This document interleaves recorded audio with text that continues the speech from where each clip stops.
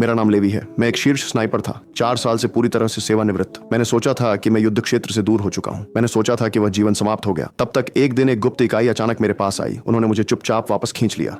कोई स्पष्टीकरण नहीं, चुनाव। सेना ने मुझे एक विशाल घाटी की रक्षा के लिए नियुक्त किया, एक ऐसी जगह जो पूरे साल बादलों से ढकी रहती है, जैसे एक नक्शा जिसे कभी खोला नहीं जाना था। कोई नहीं जानता कि उस घाटी के अंदर गहराई में क्या है, कितनी चीजें छुपी हुई हैं। प्रस्थान से पहले उच्च कमान ने केवल 3 चीजों की पुष्टि की। मेरा शरीर अभी भी युद्ध के लिए फिट था, मैं अविवाहित था, अगर मैं मर गया तो कोई शोक मनाने वाला नहीं होगा। जब सवाल खत्म हुए, मुझे बेहोश कर दिया गया और एक विमान पर रखा गया। जब मैं जागा तो कोई पहले से ही इंतजार कर रहा था। उन्होंने जल्दी से मेरी पहचान की पुष्टि की, फिर मेरी घड़ी, मेरा पासपोर्ट, हर दस्तावेज जो मेरे अस्तित्व को साबित करता था ले लिया। कुछ ही क्षणों बाद मैं सीधे एक ऐसे क्षेत्र में चला गया जो किसी भी नक्शे पर नहीं दिखाया गया। एक सच्चा नो फ्लाई क्षेत्र, दुनिया का किनारा। मैं पैदल उत्तर की ओर 28 किलोमीटर चला, तब जाकर गंतव्य पर पहुंचा।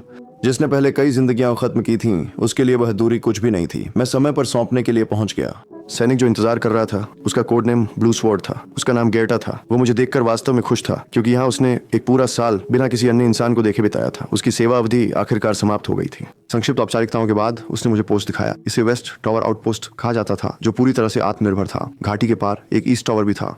गेर्टा ने मुझे सख्ती से चेतावनी दी कि घाटी के पार कभी भी संपर्क की अनुमति नहीं थी। दोनों पक्ष अलग रहते थे। मेरे कर्तव्य सरल थे।